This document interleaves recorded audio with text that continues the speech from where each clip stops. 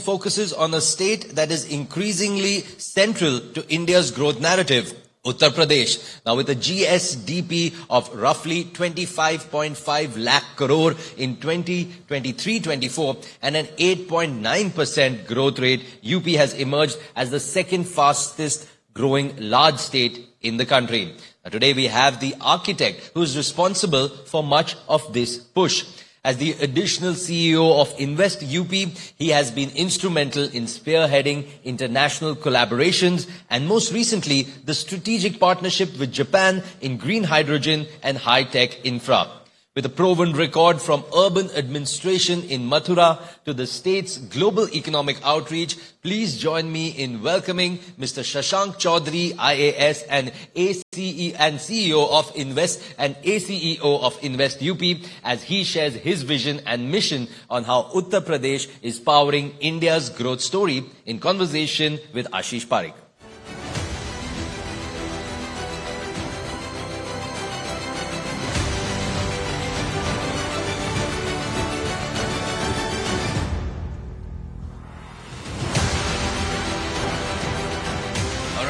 Over the past couple of days, we've been speaking a lot about India's growth trajectory. What could be the key drivers of India's growth? And I think a lot of people sitting here in this room would agree with me when I say that India's growth, as far as its economy is concerned, starts with Uttar Pradesh. When Uttar Pradesh grows, India will also see the effects of it. And like Sumit rightly said, I have with me the architect of Uttar Pradesh's growth right now, Mr. Chaudhary.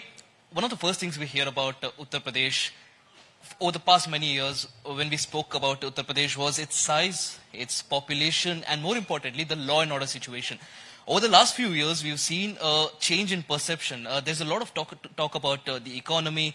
Yogi ji says, UP is headed towards a $1 trillion economy. There are a lot of skeptics. People don't believe that number. But help us understand why Yogi ji is that confident about a $1 trillion economy, and what are the 2 or 3 major sectors that are going to take UP there? Yeah, first of all, thank you so much for having this conversation where we can talk about UP's growth story. So in last few years, the state has transformed not only in terms of internal infrastructure, but the overall image of the state. Earlier when we talked about UP, we used to talk about the law and order situations, the agricultural state that UP was known as. But now, as you rightly said, we think UP as the state of expressways. We are the state known by as the expressway state with, in 2017, we had a network of almost 600 kilometers of expressways, which has now increased to 1500 kilometers.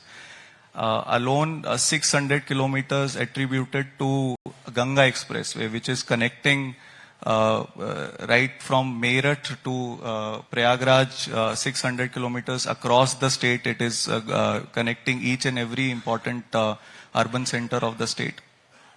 In terms of economy, we were a 15 lakh crores economy in 2017, and we have doubled it. We are right now 30 lakh crores economy as a state, with 15% of CAGR, more than India's 13% growth rate.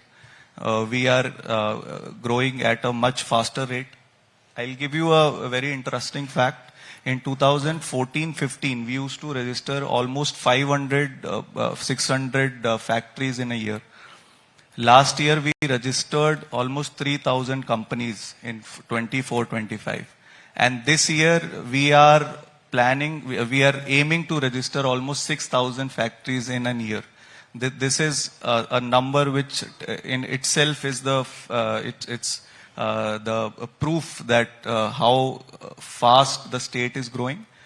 In terms of law and order, you must have heard, you must have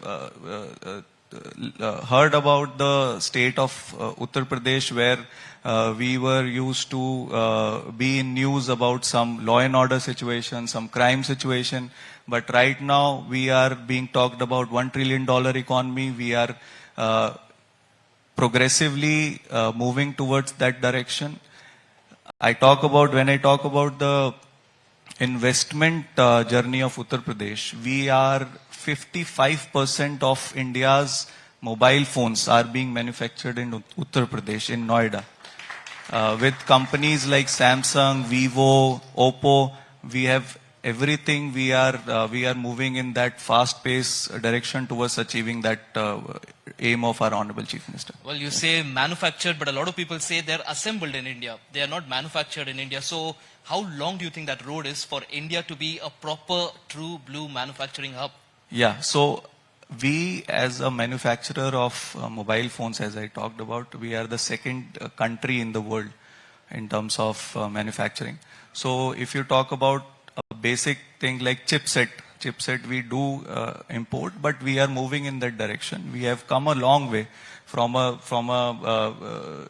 land known for lower economic growth, low standards of living, law and order. We have been talked about the manufacturing state, expressway state. I'll also talk about, we have as a state largest number of international airports. We have 4 international airports. We have almost 12 domestic airports.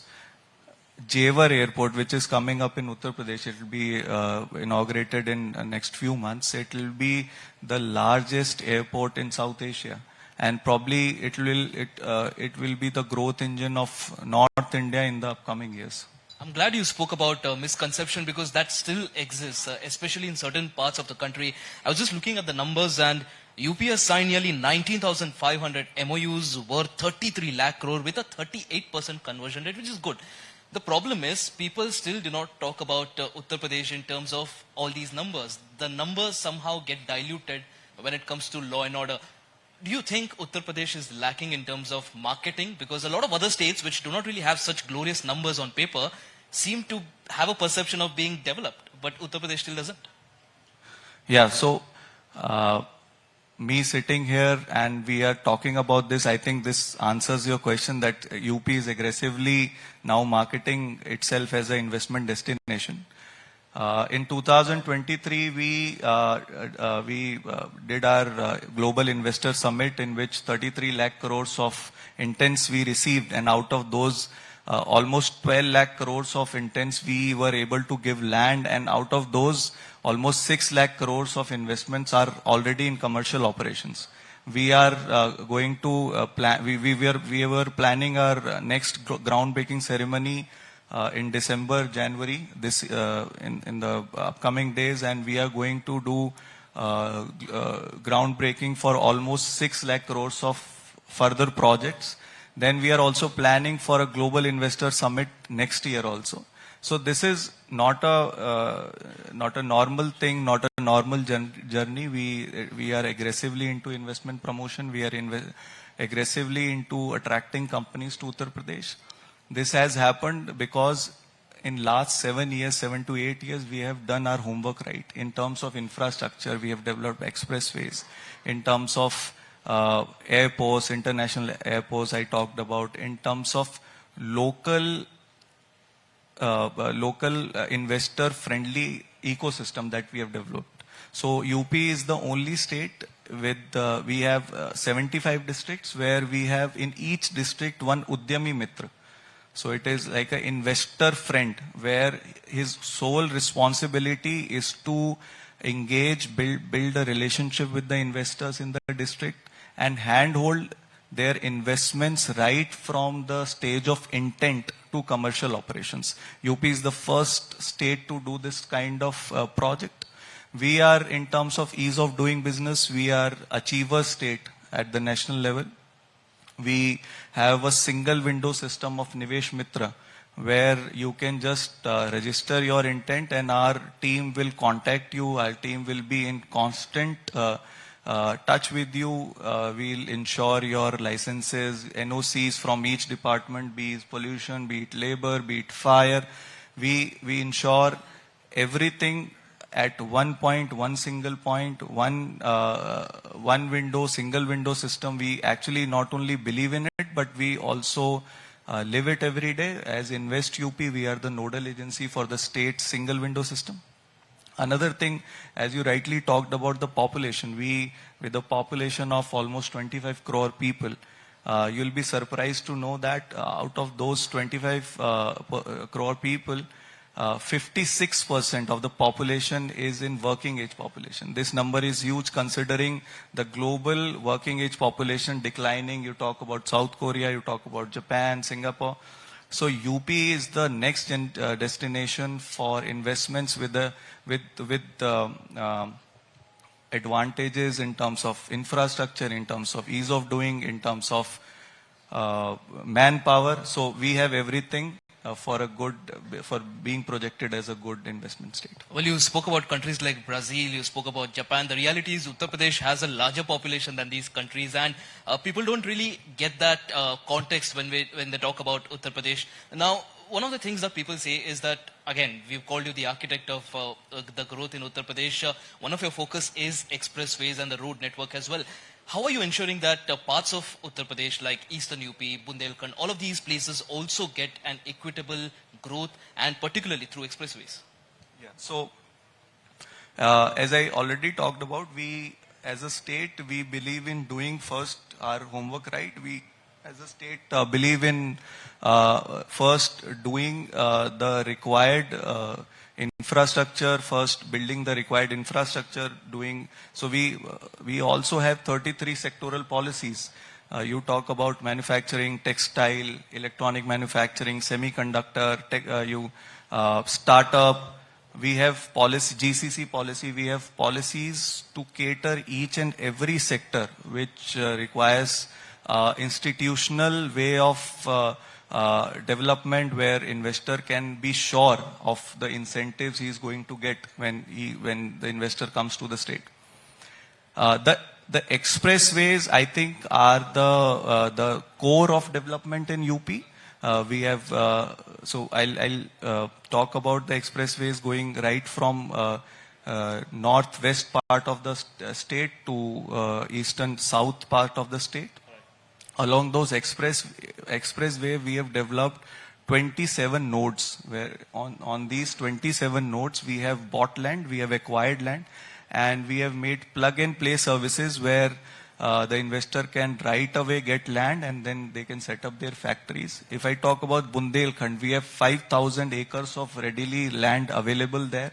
In Purvanchal, we have 35 acres of land available. You talk about districts like Amethi, Ghazipur, which are as you rightly said, they are like far off districts, kind of left out right now.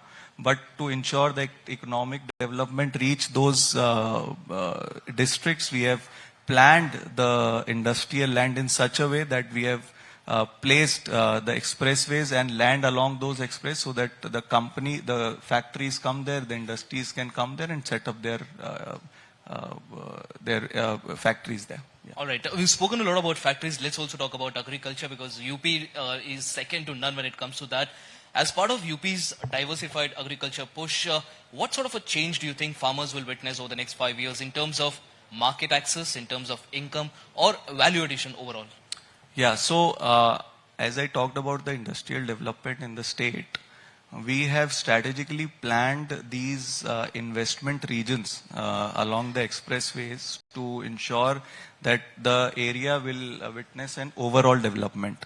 We are not leaving any sector of the state untouched, be it agriculture, manufacturing.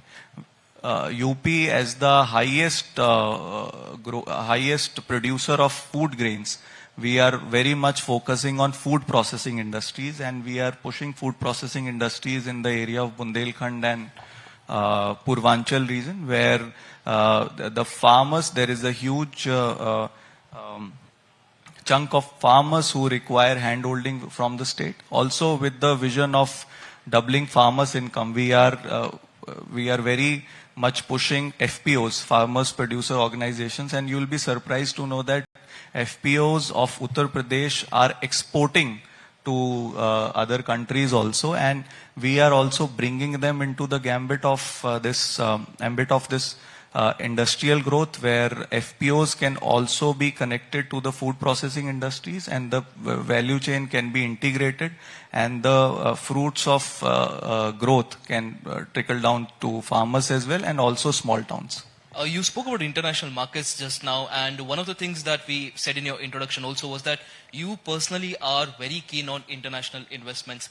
Is your target only ensuring good quality investment, or are you trying to ensure that UP as a state with all the resources, particularly human resources, opens up to international markets? Yeah. So UP as a state, we are the first state to have a FDI FCI policy. We give upfront land subsidy up to 80% for companies who are getting FDI into the state. So this is something no other state is offering. We have had a huge line of investments from all over the world. In last Global Investor Summit, we got participation from 40 plus countries and 25,000 delegates participated in our Global Investor Summit. We did road shows in almost 18 plus countries.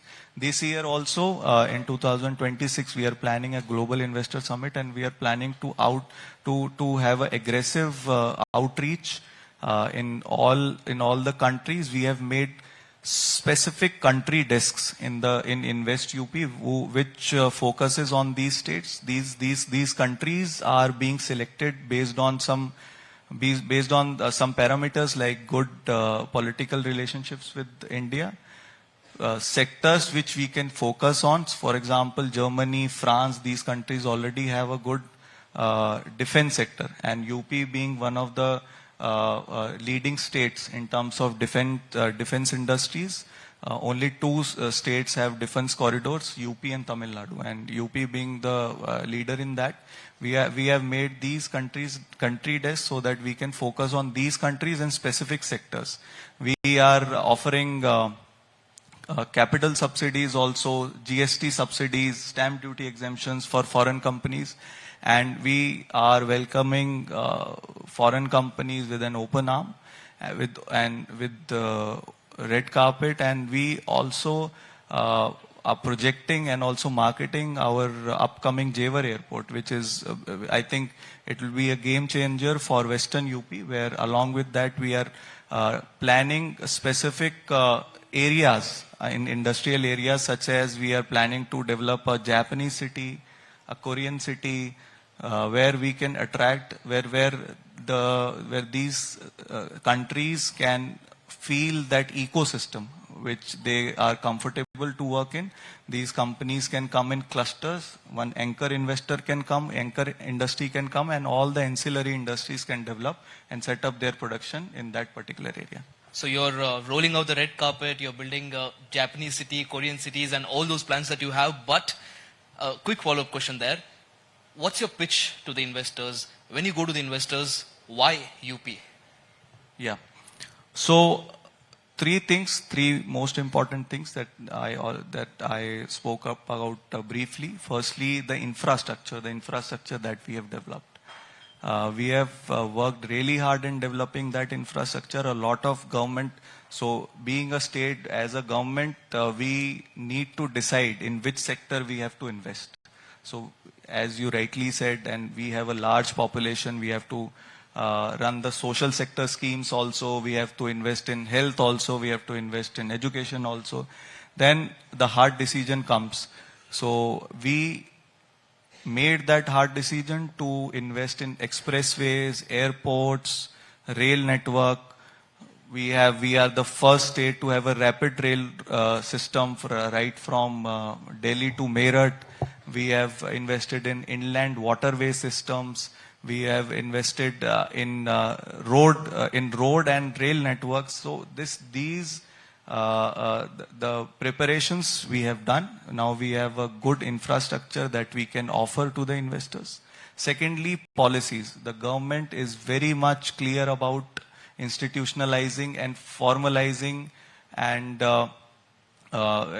making an formal ecosystem for investors where they can come in and they will be assured of what they will get from the state in terms of land, in terms of incentives, in terms of in terms of manpower. Thirdly, ease of doing business. As a state, we proudly say that we have come a long way, where there was problems in setting up factories, getting land. There was a problem of local goons. We have resolved it. We have come a long way. We have ensured that the investors who are already there, they speak good about us, and they are our spokesperson for inviting more and more investment, inviting more and more people to Uttar Pradesh. And this is the reason that in last few years we have got a good amount of traction. We have a huge pipeline of investment lined up in Uttar Pradesh. And with that, we also project these numbers to the prospective investors, so that they can come in the state, they can explore the state as an investment destination, and we are there to handhold them. And before we wrap, I'll come back to something that we started the discussion with, which is the misconception about UP. I'm sure a lot of investors are watching us right now as well. A lot of people interested in bringing their businesses into UP. What are the 3 or 4 misconceptions you think about UP that finally needs to go, you think UP has grown out of? So firstly, I'll talk about law and order. Law and order, as you must have seen in last few years, it has changed drastically. We have, if I talk about tourism, tourism is a big indicator of how good a state doing in law and order situation. So I'll give you some numbers. Varanasi, Mathura, Ayodhya, Prayagraj. We did our Mahakumbh last year, and you must have witnessed how successful that event was. If I talk about religious tourism, Varanasi is a place which gets almost 8 crores people per year. Mathura, on second number, gets 6.5 crore people per year. These numbers indicate that the kind of confidence and belief, the kind of ecosystem the state has developed in terms of good law and order, good staying places, good hotels, good infrastructure in terms of connectivity. So UP has transformed itself in terms of tourism. We are working on it more aggressively now. Secondly, ease of doing business. We have come a long way in that terms also. We have there is the problem of single window is solved. We have single contact system there. We have a dedicated team who can ensure that you don't need to go from pillar to post to ground your investments. And thirdly, I would say international presence. With the upcoming Jewar Airport and international airports, we are placing ourselves at the international stage to attract international investments. And also, as I talked about the policies, we have worked in each sector so to ensure that we do not leave any sector, we do not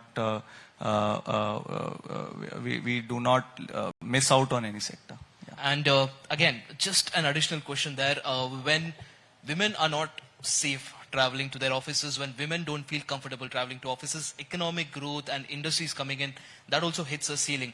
From your end, from Invest UP, what are the steps that you've taken? What has the government done to ensure that women in particular feel safe when traveling to work? Yeah, so women's safety has been a big concern for the state, and our Honorable Chief Minister has focused on it aggressively, and he keeps talking about it. He has brought a lot of policy interventions in that sector.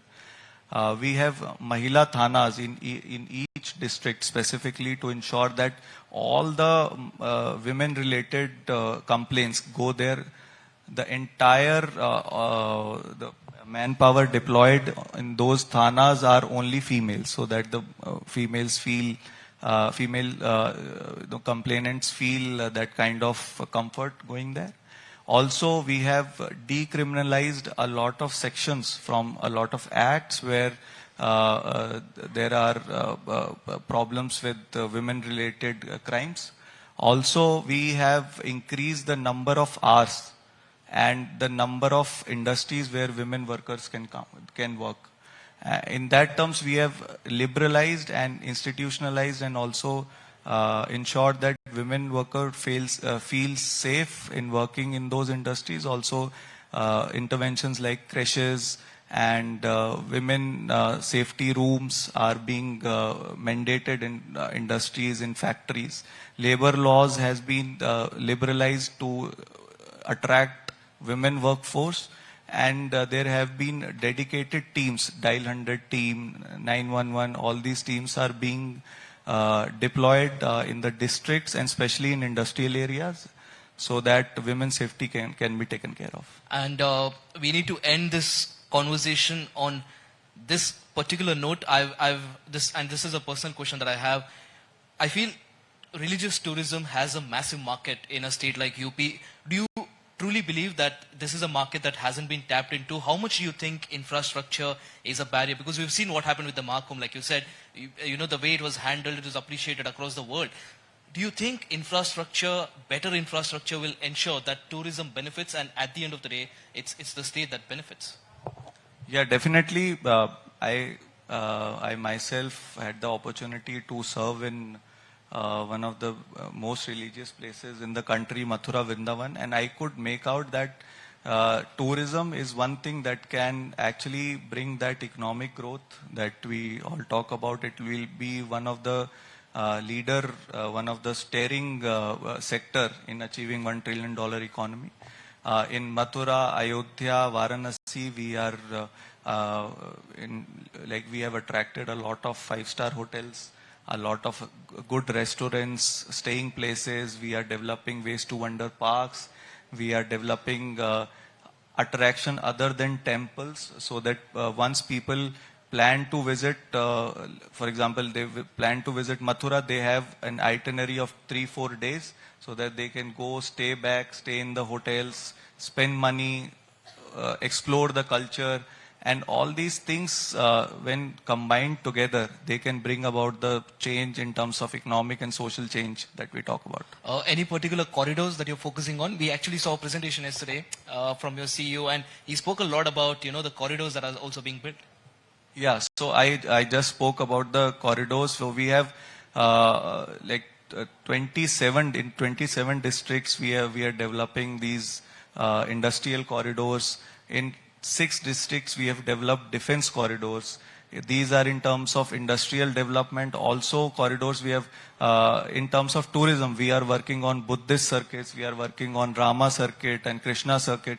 We are a state blessed with the birth state of all the big and all the our gods. And we are working on that, and we are actually planning these circuits in a strategic manner, that the international tourists, the national tourists, when they talk about UP, they come here, they have that experience. Not only they come and visit the temple, but also they feel that presence, and they experience, and they, when they go, they can have that kind of experience they were looking for when they visit Ayodhya. They go to the temple, then they go to Hanuman Gadi, then the entire 4 or 5 locations we are projecting, and we are connecting them in that way that the tourists can come there, feel that vibe, feel that connection with that place, and go back with a happy heart. Well, it's interesting how I asked you about religious corridors, and you also snuck in a point about defense corridors. A lot of work happening there as well. And of course, like Mr. Chaudhary pointed out here, UP has been doing a lot to ensure that they bring in businesses, a lot of ecosystem building as well. At the end of the day, it's the perception that matters, and hopefully that's not something that holds UP back. Thank you for the conversation, and thank you for the insight. Thank you so much.